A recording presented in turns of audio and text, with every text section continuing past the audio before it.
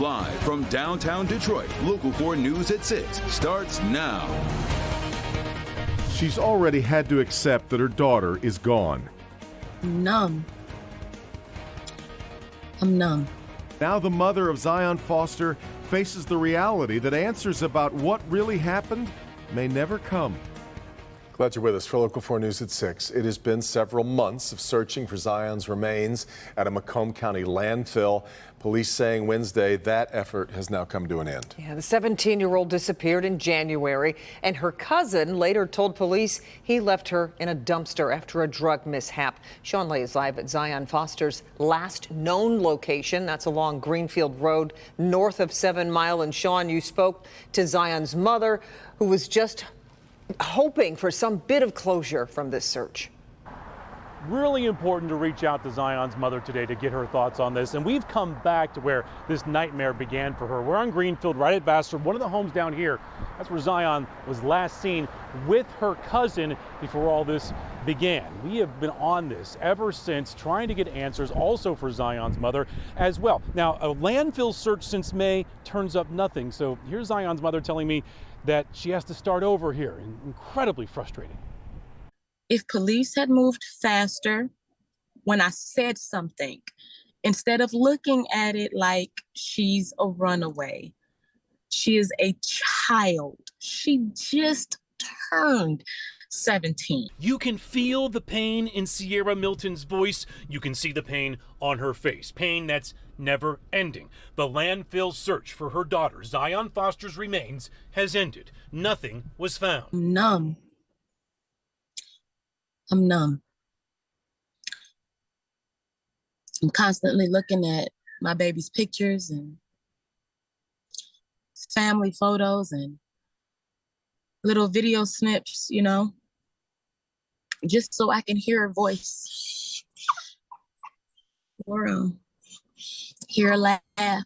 Foster's cousin, Jalen Brazier, is doing 23 months in prison for lying to police, claiming the two were smoking marijuana. Zion allegedly became incapacitated, had shallow breathing. He says he panicked and put her body in a dumpster. After months of searching a landfill, nothing. Can't find her. Can't find a piece of her.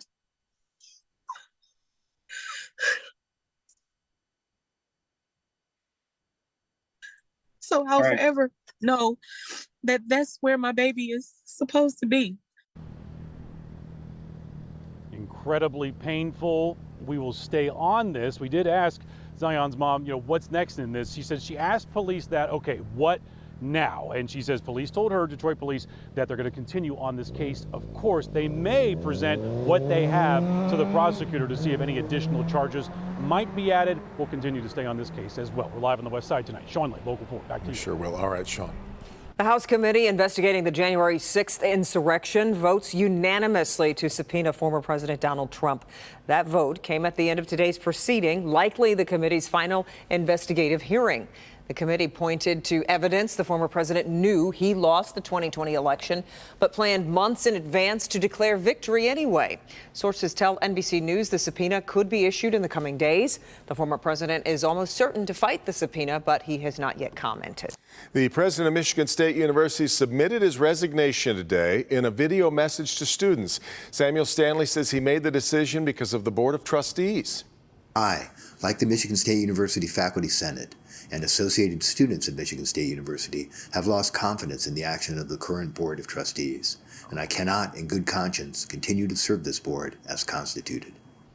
Some board members were asking Stanley to resign over the university's handling of sexual misconduct issues. It also follows the fallout over the resignation of Sanjay Gupta, Michigan State's business school dean. Stanley will stay on, though, for the next 3 months. Classes were dismissed early at Clarkston Junior High today because of a school shooting threat. Students had to shelter in place because of a threatening message left on the wall of a girl's bathroom. The district says someone wrote, quote, "I'm going to shoot up the school." The district says it does not believe it's a credible threat, but they are taking it seriously. Oakland County Sheriff's deputies are investigating. Staying with schools, it's take two tonight for a school board meeting that really went off the rails during a discussion on the banning of certain books. Guys, they're going to shut down the meeting if you guys don't comply. We're going to be recessing until we can get the situation under control. That was the scene Monday as the Dearborn Public Schools meeting got too crowded and then rather unruly. The issue, 6 books that some people don't want on school library shelves. Pamela Osborne live at the site of tonight's new meeting or extension of that meeting, but it's also a new location, which is one of the measures here, Pam, aimed at trying to keep things a little more orderly.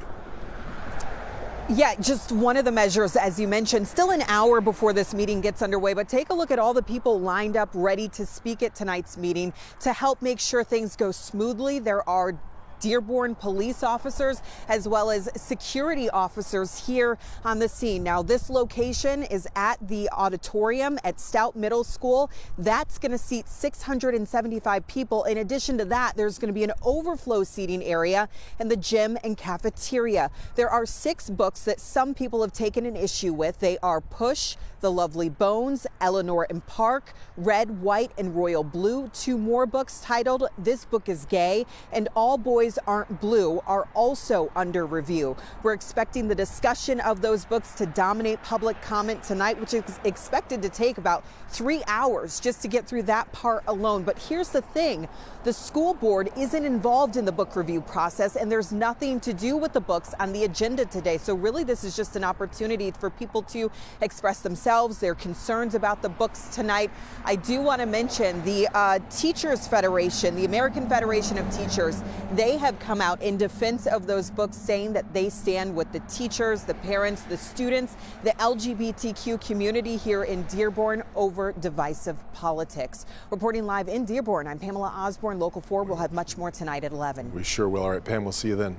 Well, we are about an hour away from the big moment in the race for governor. Tudor Dixon and Gretchen Whitmer will debate for the first time at our sister station Wood TV in Grand Rapids. You can watch it live on Local 4 Plus at 7 p.m. Mara McDonald made the trip to Grand Rapids and joins us live now to kind of set the table about tonight. Hi, Kimberly. So yes, both of these women, for the first time, we have 2 female gubernatorial candidates, and both of them come in here tonight with very different objectives. For Tudor Dixon, this is really an opportunity for her to showcase herself. Her campaign has been at a serious financial disadvantage. They simply cannot compete on a money level with Governor Whitmer. They haven't had an ad buy for months. Honestly, the RGA came through this week with money for them, but is it too little too late? This is an opportunity for her to come in here and make some points. Governor Whitmer, on the other hand, has had her entire ad buy up since right after the primary in constant rotation, both her campaign and her allies. For her tonight, she just needs to come in here and keep it steady. It's going to be interesting to see these two head to head. Should start in about 50 minutes or so. We'll be back here at 11 to wrap it all up for you. And of course, you can always watch it on Local 4 Plus. We're live in Grand Rapids tonight. I'm Mara McDonald, Local 4. We will, of course, be watching. Mara, thanks. Well, behind Mara, it looked lovely on the west side of the state, probably coming our way. But look at it, this beautiful sunset that's shaping up here tonight. Almost doesn't look real. Let's get over to Kim Adams, see what's happening tonight and in the rest of the work week, Kim. It is very pleasant, but we do have a couple of scattered showers out there. In fact, if you look closely at Mara's shot, there was some sunshine, but also dripping behind her, the evidence that there was a few showers out to our west. We're going to zoom in a bit here for you. Jackson seeing a brief shower also in Lansing, and it looks like those showers are going to move off to the northeast, so we're not too concerned about them tonight. But there could be just a stray shower. Anything we get would be done by 9 o'clock. 57 at City Airport, 52 in Pontiac. What a change from the 70s we had at this same time yesterday. And we're not done there. There's a lot more colder air behind this frontal boundary that came through last night. 45 degrees at midnight. Again, any showers that we get would taper down as we go through the rest of the evening hours. What about that weekend forecast? Well, looks pretty good. We'll talk about it in just a few minutes. The auto industry knows it needs to make the electric vehicle experience less expensive and more convenient. And a big part of that will be a decreasing charging time. Business editor Rod Maloney went to Ypsilanti for a look at how that's going there.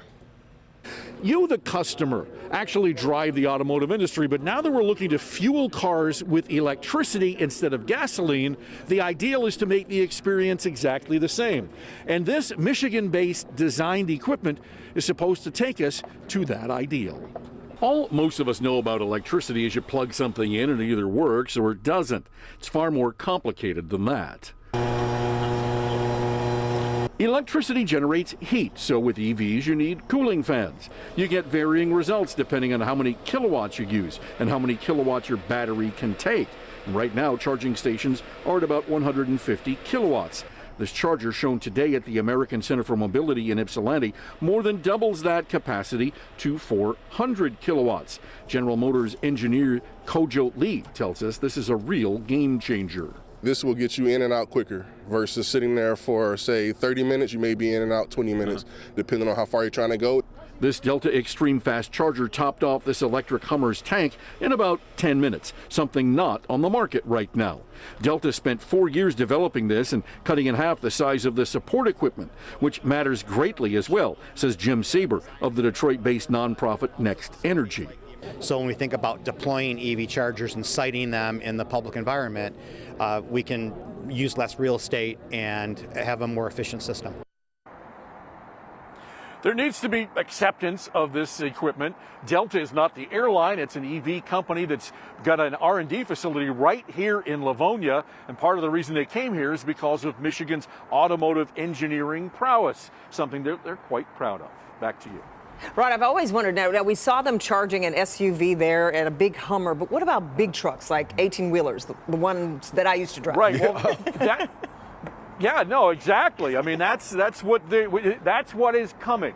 And so what they're saying is this is a universal charger. So chances are, once they get these on the street, probably in a year or two, that the 18-wheeler can charge the same way as you would for your regular car. Very cool. You and I both popped right up on 10-minute charge, That's right. right? Yeah. All right, Rod. All right, thanks, Rod.